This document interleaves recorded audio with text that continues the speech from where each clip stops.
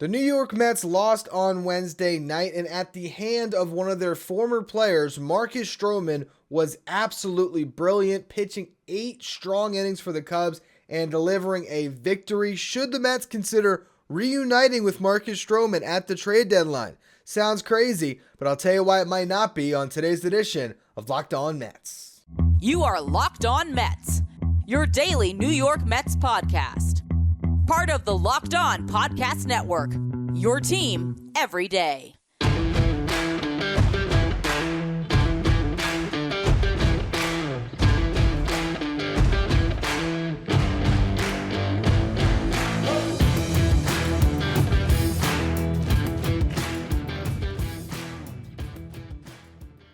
Hello to all you amazing Mets fans. You're watching Locked On Mets, part of the Locked On Podcast Network, your team every day. I'm your host, Ryan Finkelstein. If you don't find any of my work, follow me on Twitter at FinkelsteinRyan. You can also find some of my writing at justbaseball.com, where I work as the managing editor. It was a rough game for the Mets on Wednesday. Flat out, Marcus Stroman beat him. That simple. If Marcus Stroman was in a Mets uniform going up against the best lineup in baseball, and I'm certainly not saying the Mets are that, but let's just say it was Marcus Stroman pitching against, who's the best lineup right now? The Rangers? You want to say it's, hey, Stroman against the Braves. And he went out and he gave you 8 innings and he turned a double play and he did a Derek Jeter jump throw when he didn't really need to, but it was cool because he would have been on the Mets, and so you were fired up about it, and he was pumping his chest, and you were loving every minute of it like we did many times back in 2021, and the Mets won a game against a team that you would say is maybe better than them. You would say, hey, shout out to Stroman for being awesome tonight. So I can't 2 years later suddenly retroactively be upset when Marcus Stroman is a great pitcher, because the fact is this guy's a really good pitcher, okay? I know that he's not popular among Mets fans. And so just looking at the title of the podcast today, there's some of you that are probably just either tuning out or tuning in to tune out. Tuning in because you're mad at the entire concept of trading for Marcus Stroman. I'm going to get into the layers of that later. But that's what we saw today. We saw Marcus Stroman at his best. Okay, we saw the version of Marcus Stroman that gets the $25 million a year. We saw why. I mean, Marcus Stroman was getting ground balls, and he retired the Mets in order in all but 2 innings. The 3rd inning, Mark Canha got a blue pit, and what did they say? Bloop and a blast. We always love that, right? Put the Mets up, okay, because Francisco Alvarez got the blast, and at the time, there was no score. So Alvarez comes up in that spot, gets a hanging slider, somehow gets it through the wind, which not easy to do. You see how many balls died tonight that you thought were going to go out? I know for sure Seiya Suzuki hit one that should have left the yard and ends up hitting off the ivy. It is not easy to homer at Wrigley this time of year, and incredible by Francisco Alvarez to show that power. Part of me almost wanted to lean right back into it, say, today's show is about Francisco Alvarez again, but I talked about him 2 days ago. This guy is clearly the starting catcher with the New York Mets. There's no doubt about it. Defensively, too, just a massive difference between him and Gary Sanchez. Gary Sanchez letting pass balls go, can't catch a pop-up. Alvarez makes a great catch on a pop-up. He's commanding one of the toughest pitchers in baseball probably to handle in Senga, who was wild today. Again, what did he walk? 5 guys, Kodai Senga? It was 6 hits, 5 walks, 3 allowed, 6 strikeouts. He should have given up more runs in this game, and it's credit to his ability to pitch out of jams that he didn't. There was the one bad inning in the 3rd where he gave up 3, and that was really it for him. Found his way through 5, didn't get the Mets a ton of length, the pitch count really high. Meanwhile, you look at Marcus Stroman, and I don't think I was really paying attention to the pitch count for whatever reason on the Stroman side, because maybe you're just looking at it more, for a Mets pitcher. But it was like, what was it, the 6th or the 7th inning, and the pitch count was at like 60? I think it was already in the 7th. And that pitch, I was like, he's going to go the whole game, and he ends up going 8. But that's really kind of cut and dry what happened in this one. There's really not much more analysis I can give you. I think Kodai Senga is still feeling it. I think he's still, in the process of navigating MLB lineups, major league cities. There's a lot. Like, he looks like a rookie out there. He just does. I know when they come over from the NPB, some of these international free agents, you think, all right, these are guys that have had a long career in Japan, and they're going to come over and they're going to just find that success, and they're going to be veterans, But it does not look like Tanaka with the Yankees with Senga. But you see the flashes of brilliance. I mean, I could pull the stats on the Ghost Fork. The Ghost Fork is one of the best pitchers in baseball this year. He's getting incredible amounts of whiffs on. He's getting his strikeouts. No one is squaring up that pitch at all. So he really has a pitch that over time can continue to translate into more and more success. He's got a really good fastball. It's just a matter of attacking the zone and kind of figuring out sequencing. I don't know if it's just the difference of the MLB game and MLB hitters, and maybe, I don't know if MLB hitters have more information. I really don't know why it seems like he is this wild. It is something that I think did, kind of come over with him, that idea that, okay, we'll see what the control looks like. But that's been the biggest issue. If he was able to attack the strike zone a little bit more, all right, he probably could go deeper in games and he could be more effective. But you also wonder if he'd get hit a little bit harder. So sometimes it feels like he's nibbling out there. Meanwhile, with Marcus Stroman tonight, you see the opposite where, he had the ball on a string, okay? He had the ball on an absolute string. He was hitting his spots. He was missing just out of the zone, getting guys to roll over pitches. He just got a ton of ground balls. What was the ground out to fly out for Stroman? 15 ground outs, 3 fly outs, 3 strikeouts, and, some double play balls mixed in there. It was an unbelievable performance by Marcus Stroman. It just was. And it made me wonder. It made me think. It made me scratch my head. Guy has a player option that is almost for sure going to opt out of and hit free agency. So he's a rental on a Cubs team that likely isn't going to contend seriously this year. And there's every chance that with a rebuild that's, in full swing, that they're kind of, well, not at full swing because they're coming out of it. The Swanson money certainly was a sign that they're starting to build a future. And then they extend Ian Happ, and they got Nico Horner, who I believe he might have got a little extension himself as well. So they got a core there on the position player front. Matt Mervis debuting. But I don't know if they view Stroman as the ace that they're going to go into the future with. They might look at him as, oh, that's a really nice piece we can flip. And there's a chance Stroman might be the best option available. I'm going to get to all of that in just a minute. Before we do, though, today's episode is brought to you by Birddogs. Do you want the most comfortable shorts ever? Okay, this is why you want to try Birddogs, because you have that comfort, but you also have versatility, because you can wear Birddogs on the golf course. You can wear them out to dinner at night. You can wear them to church Sunday morning if you want to. You can wear them at home, just lounge around, watch a Mets game, because they're that comfy. And they look great, obviously, with the versatility I just described there. Personally, the wife loves me in Birddogs over basketball shorts. It's just that simple. It's just that simple for me. So if you want to try Birddogs yourself, go to birddogs.com/LockedOnMLB and use the promo code LockedOnMLB, and you're going to get a free Yeti-style tumbler from Birddogs with every order. Again, that's birddogs.com/LockedOnMLB, promo code LockedOnMLB, and you're going to get that free Yeti-style tumbler. Now, the New York Mets traded for Marcus Stroman once when he was a Toronto Blue Jay back in 2019. A puzzling trade at the time. Birdie Van Wagenen at his finest. Let's acquire another pitcher, and we're going to corner the market. I am, smarter than everyone, BVW thought. And I remember specifically they traded for him. They said, it's not for sure that we're going to keep him, because we have 2 years of control on Stroman. They had a rental in Wheeler, and they had 1 year of control beyond in Syndergaard. Something along those lines, if I remember properly. And maybe it was the other way around. Actually, Syndergaard, they had 2 years beyond that season. Stroman, it was 1 year beyond, because he ended up coming back on the qualifying offer. And then it was Wheeler with the rental. So it's like, any which way a team wants to go, we had the pitcher. And they held on to all three of them, and they made a run with all three of them, although they came up short. Then 2020 happens. Stroman got hurt, then opts out of the season. 2021 comes back on the qualifying offer. Pitches it out, bets on himself.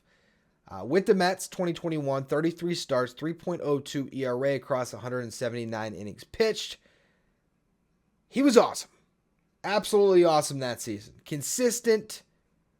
I think it's not even, I'm trying to remember back. Don't really think there's going to be an argument made for anybody else who was a better starting pitcher on that team. I'm trying to jog the memory. DeGrom was amazing, but it was 15 starts. Who else was on that team? Syndergaard never came back. Carrasco wasn't very good. You had Taijuan Walker. It's only a couple years ago. It's crazy how much this Mets team has changed since then. But yeah, Stroman was the guy that you could count on throughout a season where there was not a lot to count on, particularly down the stretch. Tyler McGill got a lot of run late. David Peterson, Joey Lucchesi. A lot of these names that we've even seen this year that have been inconsistent at times. Stroman wasn't. Stroman was really good, okay? He ends up playing out the qualifying offer, hits free agency. The Mets didn't really seem to be interested at all. They go and they sign Scherzer. They trade for Chris Bassett. They were kind of happy to let that thing go, and you can kind of speculate on that however you want to. It seemed like the Mets wanted to change the characters in their clubhouse. Stroman, an outspoken guy on social media. They decide to, bring in a different era of Mets baseball and, kind of flush 2021. And Stroman signs with the Cubs 3 years, $71 million with escalators after each season, or escalators if he hits 160 innings pitched in each season on his third-year option. So essentially, $25 million year one, $25 million year two. It was basically a 2-year, $50 million deal that he's pitching in the second year of. He did not hit 160 innings last year. It was around 138. So he did not get that first escalator. So now, if he pitches over 160, he'll have a $23 million player option.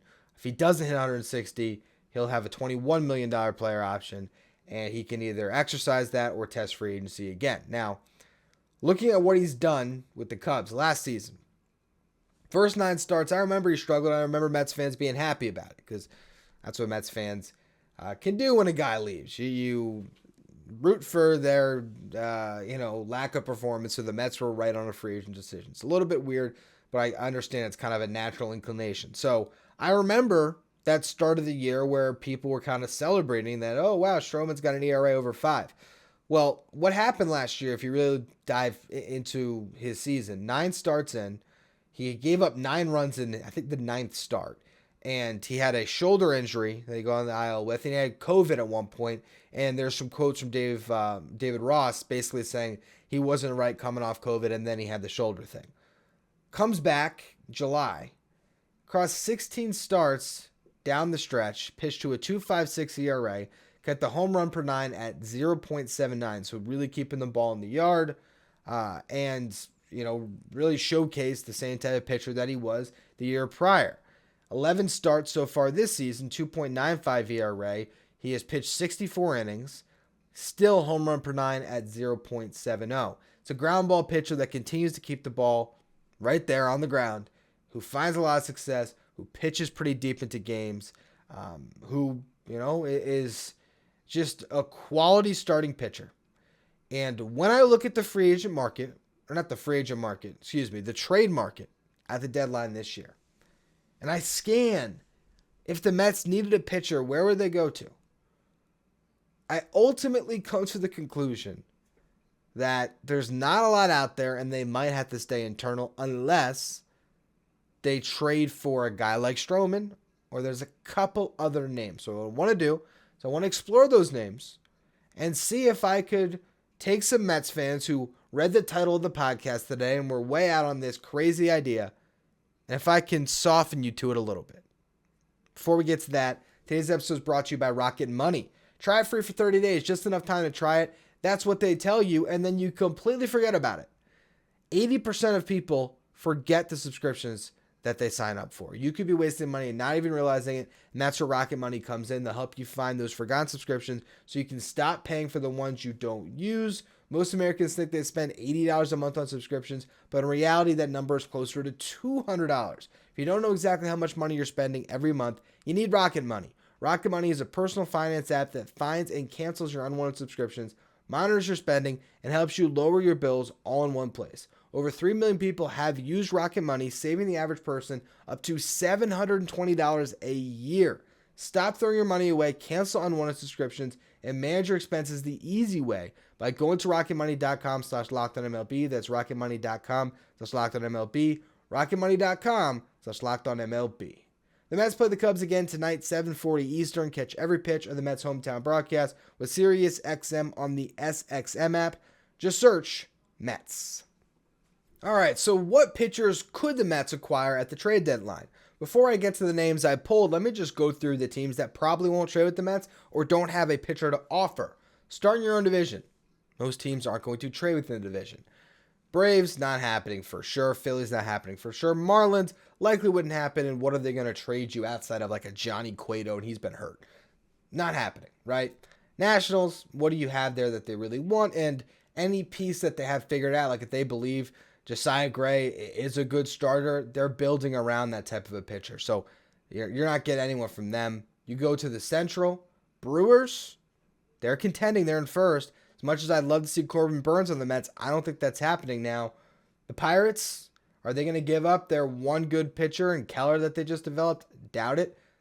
You're going to get Rich Hill back or Velasquez. I don't think there's anything there that excites you more than just a healthy Jose Quintana. That's kind of the bar you have to climb here. Can you get a pitcher that would be a better four than a healthy Jose Quintana? And honestly, the answer might just be no. But for this exercise, okay, we'll go through teams. Cubs, Stroman, we're going to talk about him. Drew Smiley, another one, honestly. And two guys you saw in this series, mind you. Cardinals, they don't have pitching anyway. That's why they put themselves in the hole that they're in. Reds, they're not trading their three young studs. Dodgers, first place. Diamondbacks, 8 games over. They're trying to compete this year. Giants, we're going to get back to them. Padres, they're not trading Darvish or Musgrove, and there's no one else of value that you'd want, unless you're trying to get Seth Lugo back. And again, better than Quintana, I don't know. Rockies, nothing there. Okay, you go to the AL. Rays, Orioles, Yankees, Red Sox, Blue Jays, all trying to contend. Crazy division. Central, Twins, they're trying to contend. Tigers, will get back to them. Guardians, get back to them. White Sox, will get back to them. That's the division that teams are going to be looking at. Royals, not much there to trade for. Rangers, they're contending. Astros, Angels, Mariners are all trying to contend. Yes, Shohei Ohtani is a pipe dream we'd all like to think about, but more likely that's a free agent discussion. Athletics, there's nothing there. So, let's get to the pitchers you can actually target here. Start with the Guardians, Shane Bieber. One more year of arbitration. If they continue their slide and aren't contending and haven't locked him up to a contract, that is the one pitcher that I realistically look at and I say, I'd like him more than Stroman. Is he going to cost more than Stroman? Absolutely. But you have him under contract for another year, and maybe the Mets do, if they are going to part with prospects, maybe they want that control. Maybe they want more than a rental, which they have shown in the past that is kind of their mode of operation. They prefer not to just trade for rentals, but it could cost you a lot. Now, Shane Bieber, he would come in, and assuming you still have Scherzer and Verlander, if you have Scherzer, Verlander, Bieber, Senga as your playoff rotation, your rotation next year, like that a lot. There's been a dip in velocity for him. Expected metrics don't love Bieber anymore, but that's because he's not striking out the world. He's still got a 3.08 ERA and looked pretty damn good against the Mets the other day. So that's one I actually really, really like. Now, beyond Shane Bieber, Lucas Giolito for the White Sox, 3.62 ERA in 10 starts. Already pitched to a 4.90 ERA last year, and I feel like he's a guy that could have a change of scenery and not do well. So there's that. Dylan Cease, 2 more years of arbitration after this season. Doubt that the White Sox trade him, and it would take a king's ransom to acquire him. I already mentioned Ohtani. Eduardo Rodriguez having a nice season, has an opt-out that he might be exercising. If not, the Tigers might want to get out of that money. There is a very fun and weird and kind of stupid Eduardo Rodriguez Javi Baez trade that could be made, where you take all the money away from the Tigers and you pair Baez with Lindor again, and you slide Jeff McNeil back into the outfield, and might as well trade for Stroman too and relive the 2021 nightmares. I don't think the Mets would do that, but that is a crazy world that you could live in, where you could get Eduardo Rodriguez for pennies on the dollar because you absorb Javi Baez's contract. I'm telling you, that's not the last time you're going to hear this one. Okay, so just food for thought. I just to point out, I was talking Wilson Contreras trades in May last year when nobody was, and by July, everyone was talking about him. I was talking about David Robertson in May last year. Everyone was talking about him by the deadline, and the Mets ended up signing him this year. So, not to say I can see into the future, but I follow the tea leaves a little bit quicker sooner sometimes. And I'm telling you right now, Erod Baez, it's going to be an SNY article in 2 months. I just promise you that. Now, again, Brewers already said no Corbin Burns. I wish it was the case. Giants, Alex Cobb is an option. $9 million this season, $10 million club option, $2 million buyout. He's pitching really well this year, 2.17 ERA, but he's 35. I don't know if you like Alex Cobb that much. Maybe you do. I don't really like trading with the Giants at this point after the Darren Ruff situation, if it was me, but hey. Now they just extended Logan Webb, so that's pretty much off the table. So that kind of takes you through all the teams and gets you back to the point where I look at Marcus Stroman as a rental and think, the cost to acquire could be cheaper than a Bieber, could be cheaper than, of course, your Ceases, your Otanis. May not be cheaper than Giolito, but you might want him more. Could potentially be cheaper than Erod. Don't know exactly what they're going to be doing with him at this deadline. So there's not a lot. And also, like, Eduardo Rodriguez hasn't ever really been a frontline starter. And the thing I do like about Marcus Stroman, that he went into tonight like it was a big game. Because it was a big game. Pitching against his former team, pitching in front of his home crowd at Wrigley. Seemed like it was a pretty good crowd. He was playing to that crowd.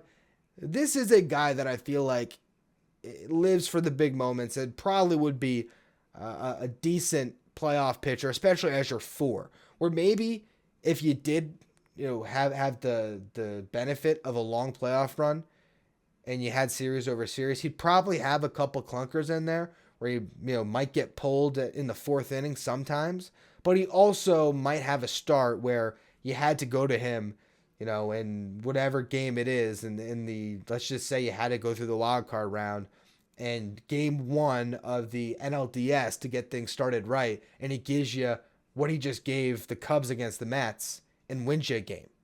So I don't think it's going to happen. I put it right there in the same conversation with Erod Baez. Like, I don't know if those things would happen, but they're going to be talked about, I think, at some point. The only thing I would say about Stroman, to throw some cold water on this one, is I just don't know if that bridge was burned in free agency that year. And, that would be a player that wouldn't want to come back to you and a player the Mets wouldn't want back. But if it's strictly performance-based, who would you want pitching for the Mets? If you had to acquire a starter at the deadline, who would be better than Jose Quintana and David Peterson and Tyler McGill and Carlos Carrasco, and name whatever 4 you want? Because I was on a podcast, I was on the Just Baseball show last week, and they asked me who the Mets 4 starter was in the playoffs if they made it there. And I about had an aneurysm trying to think about who it would be. I was like, I guess McGill? So again, if that's something the Mets had to figure out at the deadline, I would tell you that they could do a lot worse than Marcus Stroman, and I'll leave it at that. That's going to be all for today's edition of Locked On Mets. We're going to close out the week for all you everydayers. The podcast I'm sure you've been waiting for. When does the last baby Met join the party? Ronnie Mauricio discussion. We're going to get to that tomorrow, of course.